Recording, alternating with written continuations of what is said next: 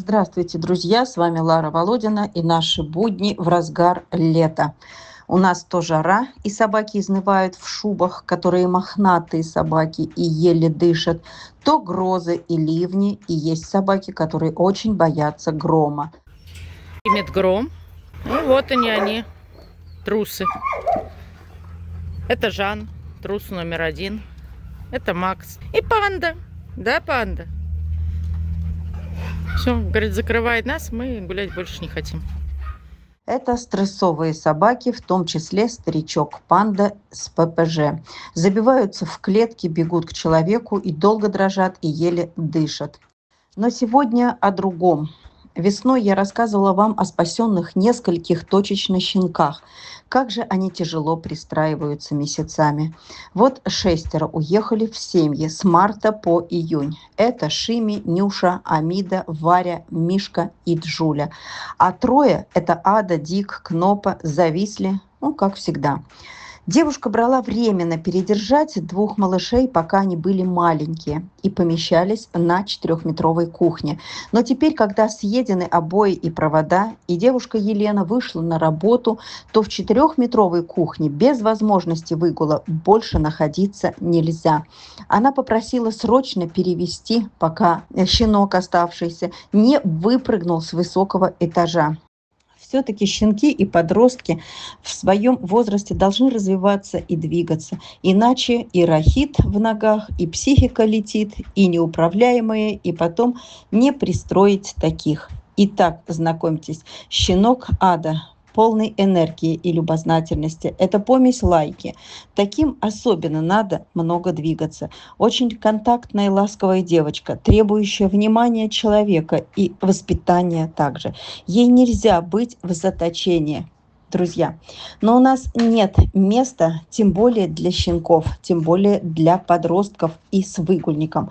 Так же, как и нет места для болеющих, для тех, кто проходит лечение и кого надо отсадить. А на данный момент очень нужны для рассадки и для безопасности отдельные вольеры, хоть парочку вольеров. Это для щенка Ады, для венсаркомной Алиски, для Кэти с 1 почкой и теперь еще с инфекцией мочеполовой системой, и для Тучки, у которой долгие месяца заживала спина со срезанной кожей, а теперь с удаленной грыжей, перенесшей снова операцию.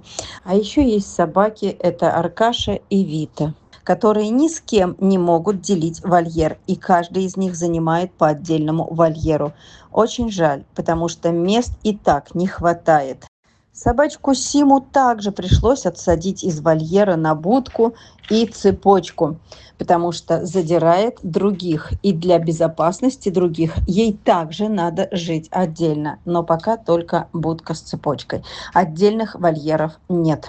Тяжело одновременно и быть с ними, и 2 раза в день возить на капельницы, на обработки, на УЗИ.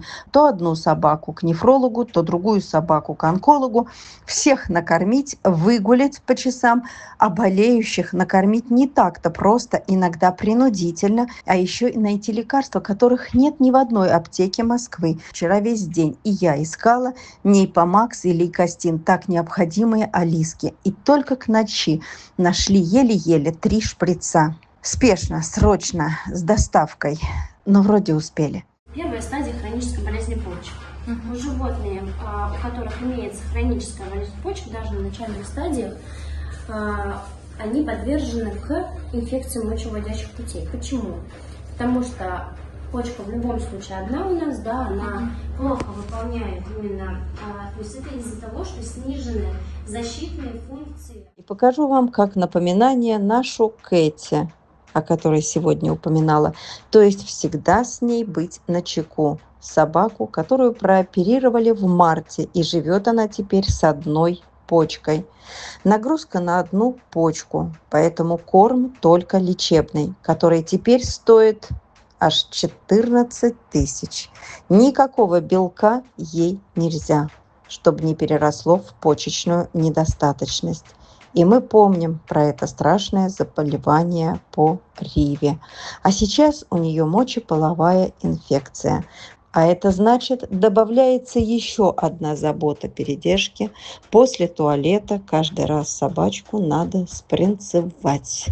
Друзья, я хочу сказать, что мы не вылезаем из проблем. Как бы я ни старалась умалчивать о большинстве проблем, но наступают времена, когда молчание идет против собак. Только за сегодня с Алиской были в клинике 3 раза. Так уж сложилось, ненарочно, что все тяжелые собаки расположились у меня на одной передержке.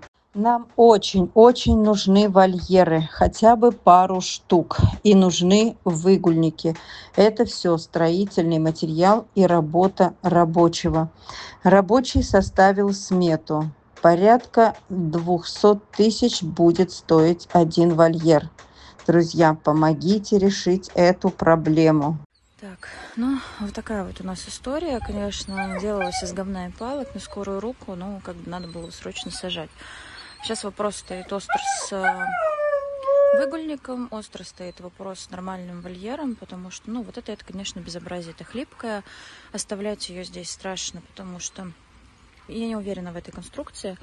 Здесь вот по-хорошему нужен выгульник, которого нету, да, и, ну, собаку побегать, отпустить нельзя, только на поводке сильно долго не побегаешь, как бы, ну, и собаке нужно движение. Да, моя девочка, да. У нас одна сидит бедолага, вторая тоже срочно надо переделывать, потому что, ну, это катастрофа, просто катастрофа. Вот это, друзья, не вольер. Это как короб, собранный наспех. Собака там как в заточении, скулит и жалко смотрит на улицу. Но с улицы сбежит, если выпустить. И рядом за ним стоящий загончик, тоже когда-то наспех смонтированный, протекает. Все, что монтируется бегом, наспех из палок, кое-как быстро выходит из строя, и сама остаешься недовольна, и собаки страдают. Вот что такое временно и кое-как, из ничего. Давайте, пожалуйста, откроем сбор на решение этой проблемы.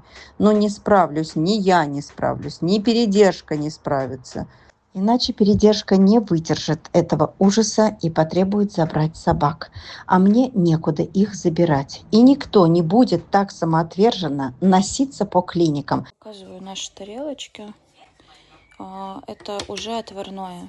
Сварила тут овощи, гречка, рис, морковка, брокколи, фасоль, куриные, вот эти вот все дела. Сейчас это все перекручу через мясорубку. Носиться по клиникам, готовить индивидуальную еду и кормить из ложечки. Никто, и в этом вы мне точно не сможете помочь и не разберете по собаке. Помогите, друзья, построить 2 вольерчика. Пожалуйста, помогите.